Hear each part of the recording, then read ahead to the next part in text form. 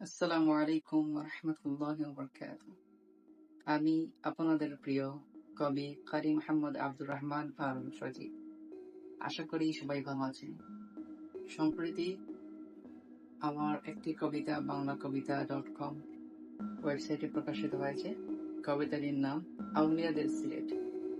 এটার একমাত্র লেখক, কবি ও রচয়িতা কারি মোহাম্মদ আব্দুর রহমান আল সজীব। আমি এখন কবিতাটি আবৃত্তি করছি। আউলিয়াদের সিলেট।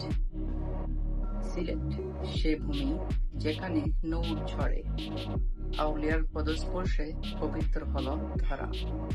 শাহজালাল রহমতুল্লাহি আলাইহির রহমতের বার্তা বয়ে নিয়ে এলেন। তাওহীদের দ্বীপ ছেড়ে অন্ধকার বুলিয়ে গেলেন।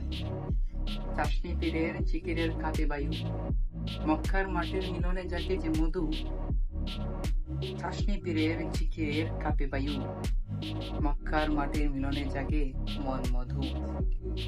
নাসিরউদ্দিন সিপাহসালার বীর সাহসিকতা, ইসলামের সোনালী পথ ধরে যাত্রা। শাহপরানের তাওয়াজ্জুহ বাকিনার আলোক, সিলেটের আকাশে আলোয় সঞ্চার লেখা। গাজী কালু, দরিয়া শাহ, করিম শাহের নাম, তাদের কারামত ছড়ায় কোরআনের বাণী ঝুলায়। সিলেটের মাটি পবিত্র, রুহানির ঠিকানা। আউলিয়াদের মাজারে লেগে থাকে সব কাজে ধোয়া। সিলেটের মাটি পবিত্র, রুহানির ঠিকানা।